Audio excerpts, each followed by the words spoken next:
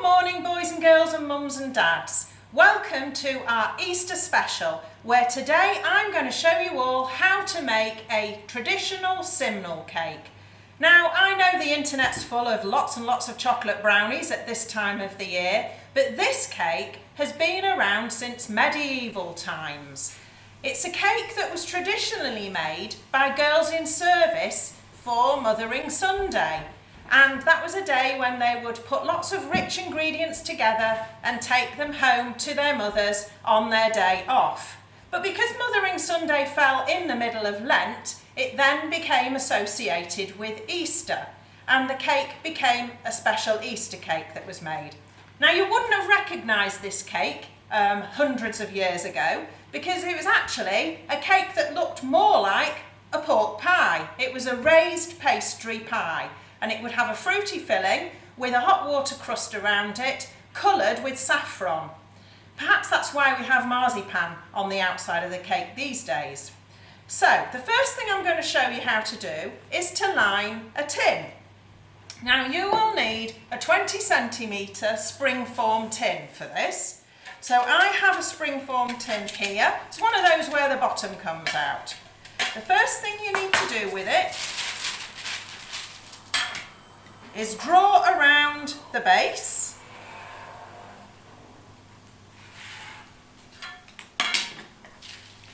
and cut it out.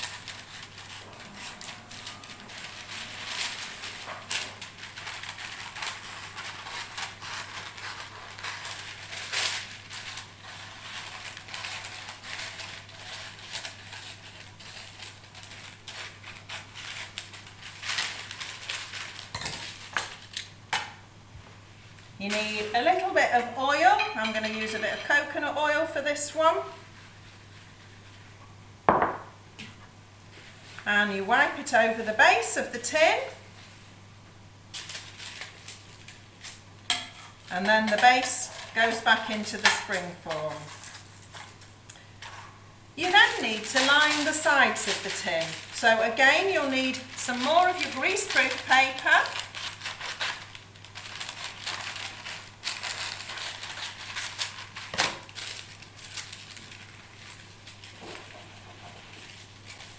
You wipe your oil around the edge and then continue around the rim. So you've completely covered the sides and the base of the tin. I'm going to put that one there because I've got one that I did earlier. This is my large 20cm tin, and this is the one that you're going to need. When I say 20cm tin, I mean the diameter across the centre there. Okay, so the first thing you'll need is a large pan. And we're going to put into the pan 550 grams of mixed fruit.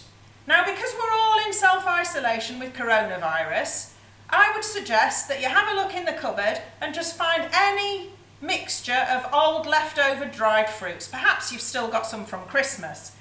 In mine, I've got a mixture of cherries, I've got mixed dried fruit, I've even got some little dried cake gooseberries. So there's quite a mixture here, but you could have apricots, figs, dates, raisins, sultanas, just anything that you like. So 550 grams, in it goes. I've then got 175 grams of soft, light brown sugar. So that needs to go in there. I have got 140 grams of butter. I'm going to put that in as well. And then I've got 250 mils of, I'm using orange juice, but you could use whatever you've got to hand. So again, anything that's around in the fridge or cupboard. So maybe pineapple juice, you could even use a grapefruit juice or something like that. So you want some nice fresh fruit juice. So that's 250 mils. Now I'm going to take that over to my cooker now, and I'm going to slowly melt it all down.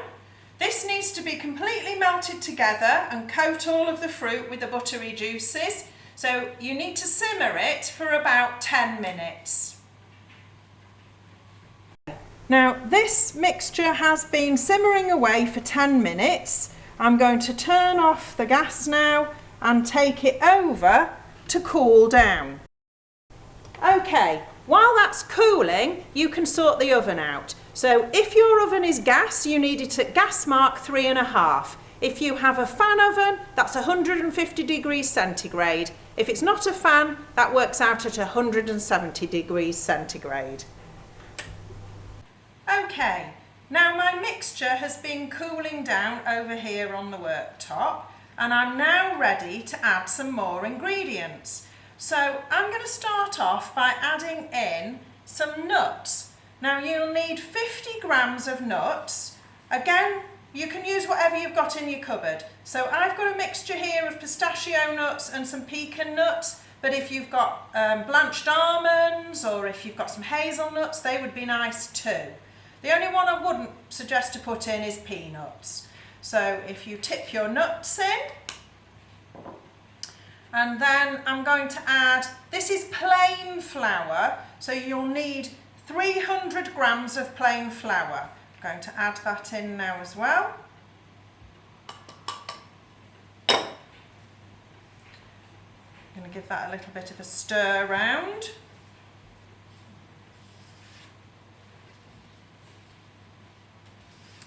I'm then going to put in some baking powder. So I need 2 teaspoons of baking powder.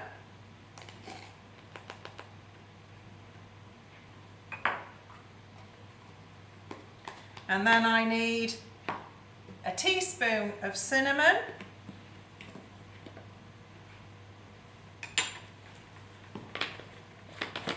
And a teaspoon of mixed spice.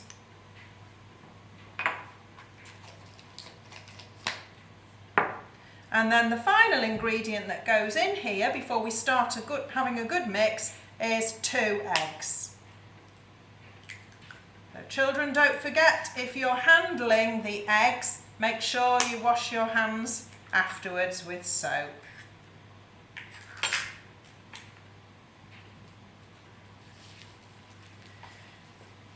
So I'm going to give everything a really good mix together now. And it smells absolutely delicious.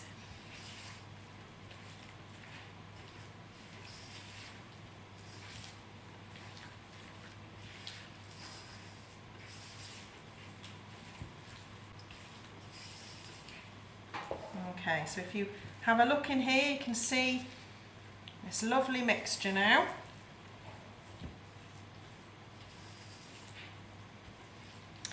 Okay, now our Simnel cake is going to be slightly different to the norm.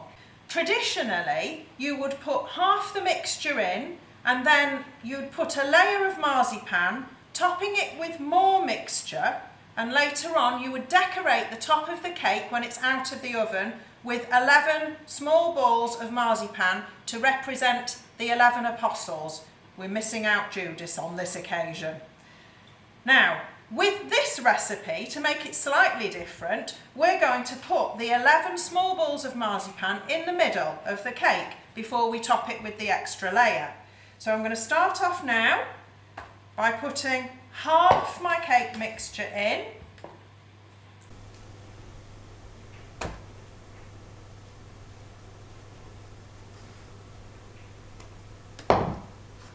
I'm going to spread that around the bottom of the cake tin.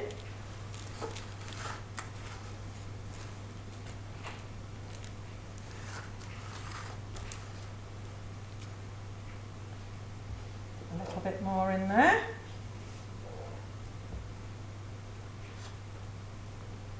Okay, now I've got my marzipan here, so I'm going to save, this packet of marzipan is 500 grams.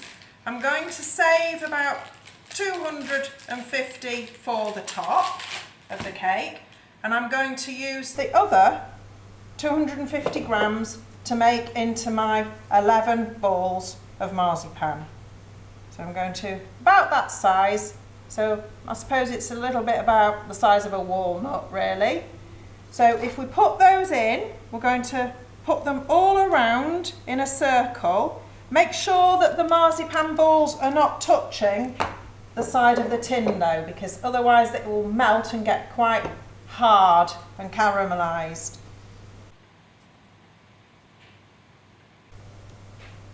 Okay, so you can see that's how it should look now.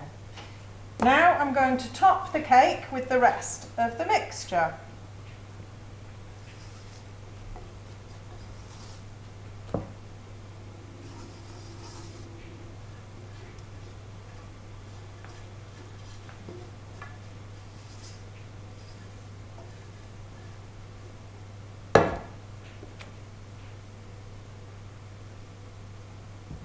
I'm going to gently spread that out to hide all the little marzipan balls. Make sure the mixture gets to the edges of the tin all the way around. So this is now going to go into the oven.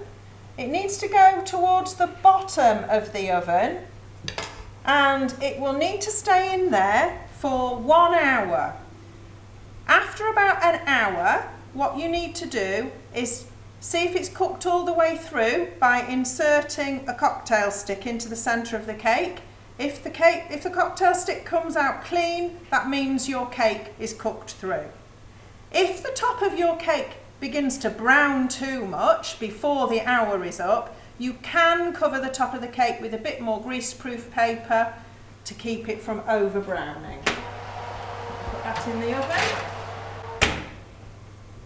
and that will stay in there for an hour.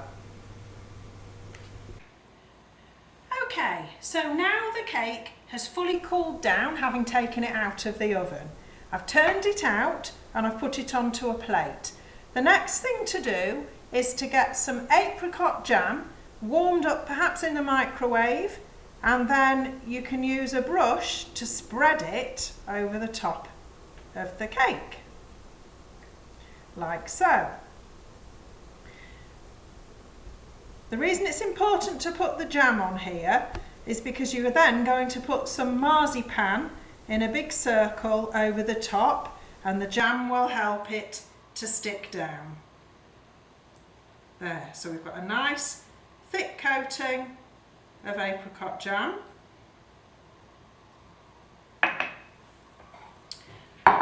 And then what I'm going to do is spread a little bit of icing sugar over my board to stop the marzipan from sticking. And I'm now going to roll out the marzipan to make a circle that will fit the top of my cake. I'm going to use a plate as a template for that. So keep turning the marzipan to help it go into a circle shape.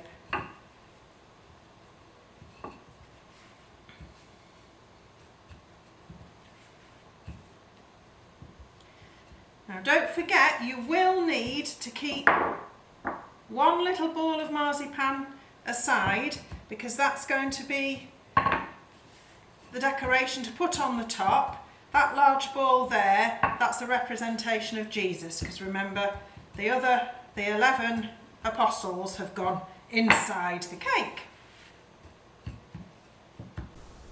Okay, so I'm just going to check it's a perfect size.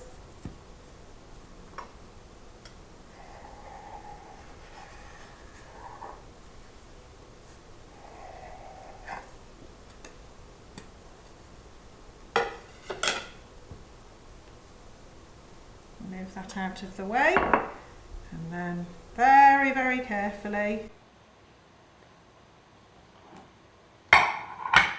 lifting up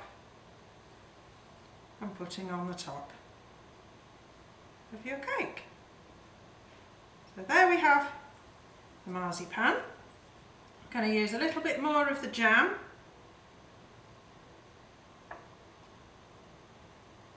to put the ball in the centre. And then, because I can't get hold of any Easter chicks this year, I decided to put some little tiny violets that I found in the garden. I wouldn't suggest you eat the violets, but they do look quite pretty on the top. Just scattered over.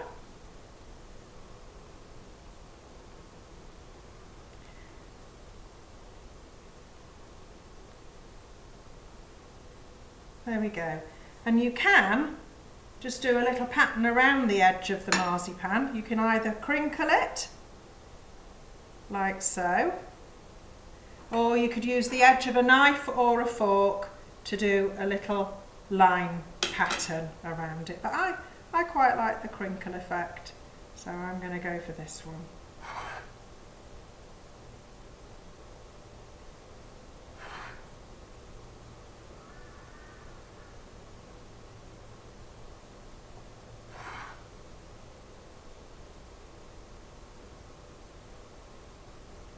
There we go. So,